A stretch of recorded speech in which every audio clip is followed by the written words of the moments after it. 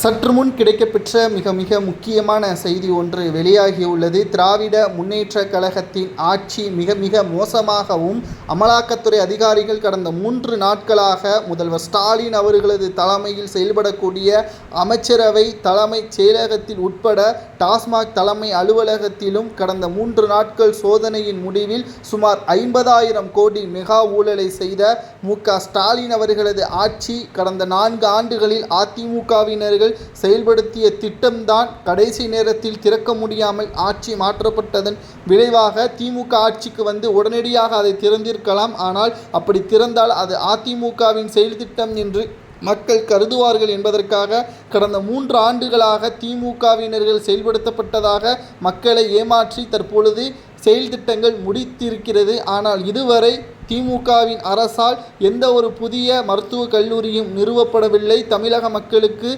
மிகப்பெரிய அளவில் உதவி செய்யக்கூடிய வகையில் எந்த ஒரு புதிய திட்டங்களும் அமல்படுத்தவில்லை என்பதுதான் நிதர்சனமான உண்மையாக இருக்கிறது.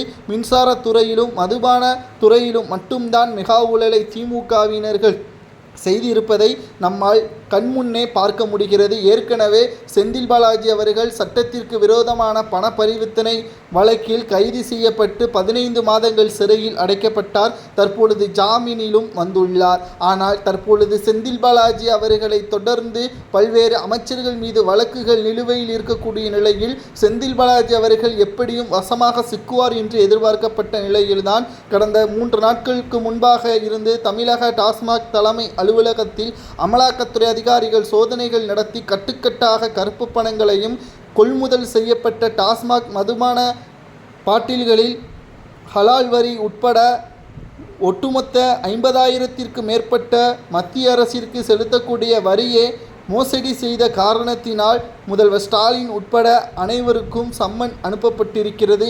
முதல்வர் ஸ்டாலின் அவர்களை சிறையில் அடைப்பதற்கான ஏற்பாடுகளையும் தற்பொழுது மும்முரமாக செய்து வருகிறார்கள். இது மத்திய அரசின் பழிவாங்கும் படலமாக இருந்தாலும் கூட தவறு செய்திருக்கிறார்கள் என்பதை நாம் பார்க்கும் பொழுது அதற்கான தண்டனையை நிச்சயமாக அணிவிக்க வேண்டும். கடந்த சில மாதங்களாகவே தமிழகத்தில் மும்மொழி கல்வியை எதிர்ப்பதும், குறிப்பாக திமுகவினர்கள் பாஜகவை எதிர்ப்பதும், நேரடியான விமர்சனம் செய்வதும் நாளுக்கு நாள் அதிகரித்திருந்தது. அதனை பழிவாங்கும் விதமாகத்தான் மத்திய அரசு அமலாக்கத்துறையை ஏவிவிட்டதாக திமுகவினர்கள் கூறியுள்ளனர். இதை நாம் ஏற்றுக்கொண்டாலும் இவர்கள் உத்தமராக இருந்துவிட்டு பேச வேண்டும். ஆனால் இவர்கள் வீட்டிலேயே தற்பொழுது கட்டுக்கட்டாக கருப்பு பணம் இருப்பது உண்மையாகிவிட்டதன் காரணமாக அமலாக்கத்துறை அதிகாரிகள் ரைடின் முடிவில் குற்றவாளியாக இவர்கள் அனைவரும் இருக்கிறார்கள். இவர்களுக்கு என்ன தண்டனை கொடுக்கலாம் என்பதை கூறுங்கள்.